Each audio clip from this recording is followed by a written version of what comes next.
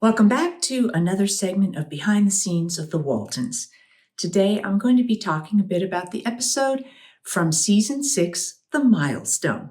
If you're enjoying these, please do hit like and subscribe. This episode was written by Kathleen Haidt and directed by Philip Leacock. In this episode, Olivia is going through something in her life that she doesn't understand. She feels out of sorts. She doesn't feel like herself. She is bothered by noises, and her hands feel like they aren't hers and she can't control them. She's just sort of irritable and on edge. She's not comfortable being touched.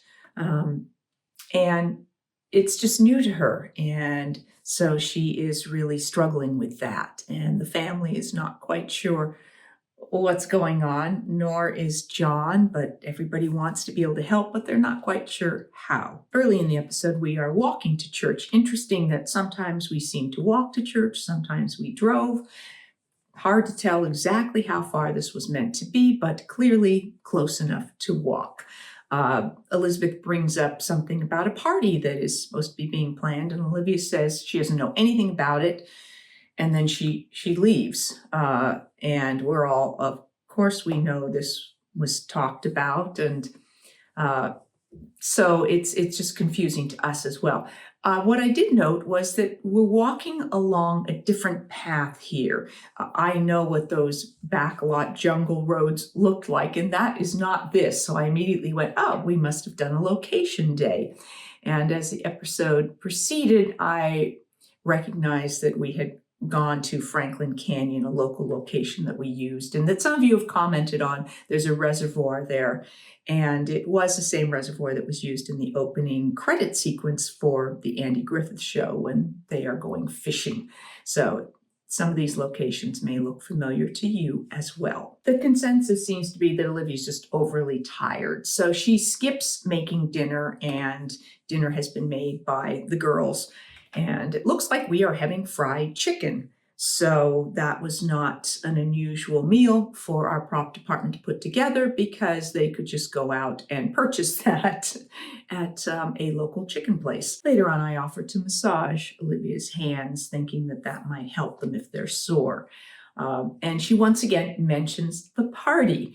So we're all sort of just going along, like we're not contradicting her about these things anymore, because clearly something's going on. She meets up with Elizabeth up in the attic then, and she's going through different pictures and stuff. And she's just feeling like she's restless. She has a feeling like she wants to go home, but she doesn't quite know what that means. She wants to go back to when she was younger, or her childhood home, or something that represents comfort for her. But we do learn a little bit more as she's looking through this photo book that she was from Alberine, and that she has an Aunt Kate, and that they grew up near each other and things like that. So just a little peek into Olivia's past and her history and family. Olivia decides she is going to go and visit her Aunt Kate. And so she's packing. He's asking her how long she's going to be gone. She doesn't know. But she does take this trip. She just feels like she needs to get away and sort this out. So she arrives at her Aunt Kate's, who doesn't seem to have seen her in some time. And Olivia sort of introduces herself to her as if, it's been some time. But Aunt Kate is very happy to see her, invites her in. Olivia just tries to explain a little bit about what she's feeling, and Kate says that perhaps some sherry. Olivia, of course, passes on the sherry, but Aunt Kate then says, well, I'll make you some tea. And we see when she's in the kitchen making the tea that she just pours a little splash of sherry into that tea. And when Olivia sips it, it's sort of like she knows something's going on, but she goes ahead and drinks it anyway. Kate and Olivia go to visit the house where Olivia grew up, and there is a swing in the front yard. And so there's various different memories for Olivia about this time growing up there. But Kate says she's going to take Olivia to see the doctor, and that so she does. And afterwards, Olivia says she doesn't think the doctor knows what he's talking about. But Kate has figured out that Olivia's basically going through menopause, but Olivia thinks she's too young for that. And Kate says, well, it happens whenever it happens. There are a couple of subplots in this episode, of course. One of them involves Jim Bob, who has an opportunity for a job involved in making small airplane parts at a defense plant. But because he's underage, he needs both of his parents to sign this. John agrees it's fine with him, but Jim Bob will have to have Olivia sign it as well. And so John won't sign it until Olivia signs it. But because of what's going on with Olivia, Jim Bob can never quite get her to look at anything. It's never the right time. So Jim Bob goes through a bit of, he tries to figure out when he can approach her. That's not working. Then Olivia leaves, so then he doesn't know what to do. So then there's a time when he's sort of trying to practice forging Olivia's signature, and Jason comes in and catches him. And Jim Bob says, well, I was just, thinking about it or whatever, but I wasn't going to do it. Time is running out. Jim Bob goes back to the office where the job was being offered and says, I haven't been able to get it signed because my mother's away, but she will.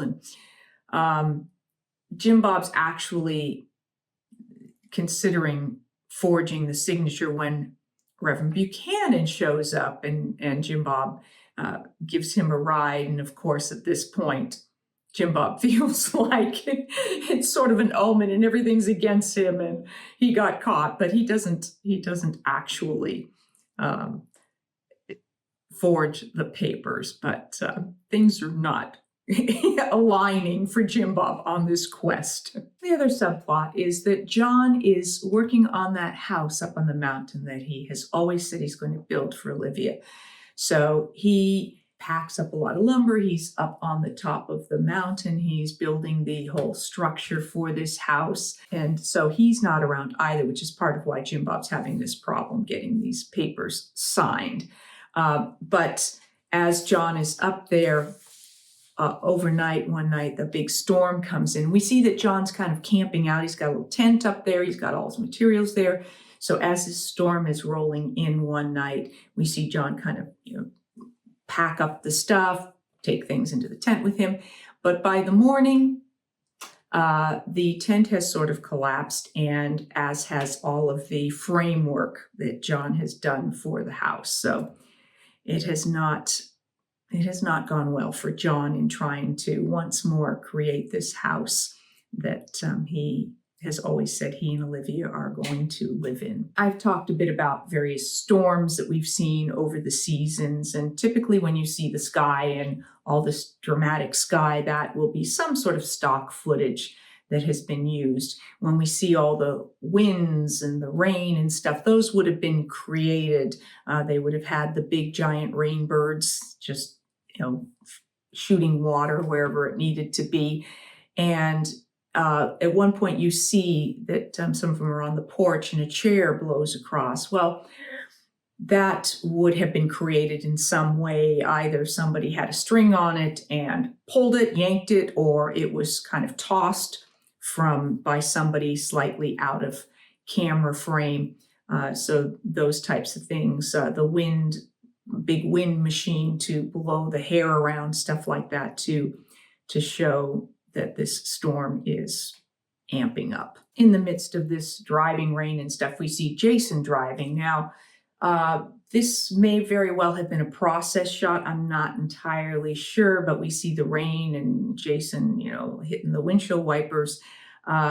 Probably processed because we do see him out on the road and stuff like that. So they would have created this somehow. And he drives to where Aunt Kate is. Olivia's tried to call home. She couldn't get through because of the lines were down with the storm. So Jason arrives. His car, he's gotten stopped by a tree across the road, and a little like the homecoming, and he's ended up having to walk or hitchhike or something. So he shows up soaking wet. Olivia is very happy to see him and very ready to go home. So she has come to terms with what's going on in her life and is ready to resume normal activities, and at least she has an understanding going forward. John returns from the mountain where the house has collapsed, but finds that Olivia is back home on the mountain, both literally and figuratively. Couple of side notes. I noticed people have asked about, John Curtis and the babies and stuff that we used. And in the beginning, there were various different infants that were used. There was one set of twins that we used when John Curtis was first born for those infant scenes. And then there were 2 or 3 different interim babies when I think they were perhaps trying to find infants or toddlers or whatever that they could use for extended periods of time. In this particular episode, this was one of the interim babies that we had for a short period of time, maybe just a couple episodes or something.